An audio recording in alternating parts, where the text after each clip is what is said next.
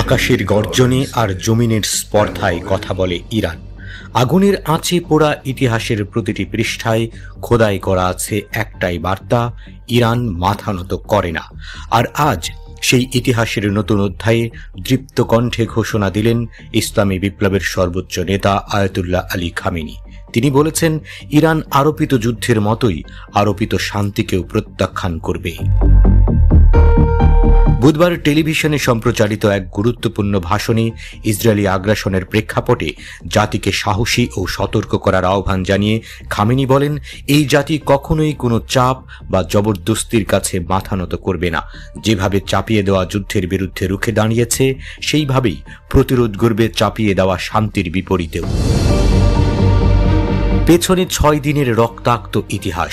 ইসরায়েলের অঘোষিত ও অযৌক্তিক যুদ্ধের সূচনা হয়েছিল শুক্রবার। যুদ্ধে প্রাণ হারিয়েছেন ইরানের শীর্ষ সামরিক কর্মকর্তা, পরমাণু বিজ্ঞানী এবং বহু নিরীহ বেসামরিক মানুষ। তেহরানের বুকে রক্ত ঝরেছে, কিন্তু নত হয়নি ইরানি জাতির মেরুদণ্ড। আয়াতুল্লাহ খামেনি বলেন, ইরানি জনগণের এই ধৈর্য, সাহস আর সময় উপযোগী প্রতিক্রিয়া প্রমাণ করে এই জাতি কেবল দৃঢ় নয়, আত্মিক ও বুদ্ধিবৃত্তিক দিক থেকেও পরিণত। আমাদের প্রতিক্রিয়া কেবল প্রতিশোধ নয়, এটি আমাদের স্বরাষ্ট্রীয় চেতনার বহিঃপ্রকাশ। আন্তর্জাতিক অঙ্গনে যখন উত্তেজনার পারদ চড়ছে, তখন মার্কিন প্রেসিডেন্ট ডোনাল্ড ট্রাম্প আবারও আগ্রাসী ভাষায় হুমকি দেন। তিনি ইরানকে পরমাণু অস্ত্র তৈরির অভিযোগে অভিযুক্ত করেন। যদিও ইরান বারবার বলেছে তারা পরমাণু অস্ত্রে বিশ্বাসী নয়, বরং তারা নিজ ভূখণ্ডের সার্বভৌমত্ব ও নিরাপত্তা নিশ্চিত করতে চায়। এই প্রেক্ষাপটে খামেনি সতর্কবার্তা দিয়ে বলেন, যারা প্রকৃত অর্থে ইরান ও তার জনগণকে জানে, তারা কখনো হুমকির ভাষায় কথা বলে না। আমেরিকাকে বুঝতে হবে, তাদের সামরিক হস্তক্ষেপের ফলাফল হবে ভয়াবহ। ইরানের পাল্টা প্রতিক্রিয়া ছিল তীব্র ও কৌশলগত।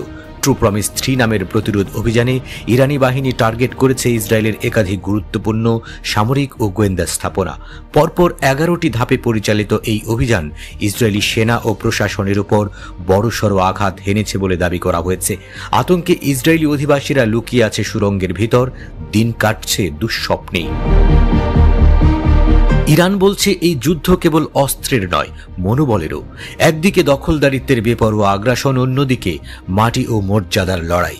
একে একে ঝরে যাচ্ছে ফুল, কিন্তু বৃন্ত থেকে বিচ্ছিন্ন নয় ইরানি বিশ্বাস। যুদ্ধের 6ষ্ঠ দিনে এসে ইরান বলছে, আমরা শান্তি চাই, কিন্তু অপমানের বিনিময়ে নয়। আর যদি কেউ আগুন জ্বালায়, তবে তার ছাই হওয়ার প্রতিজ্ঞা নিয়েই এগিয়ে যাবে ইরানি জাতি।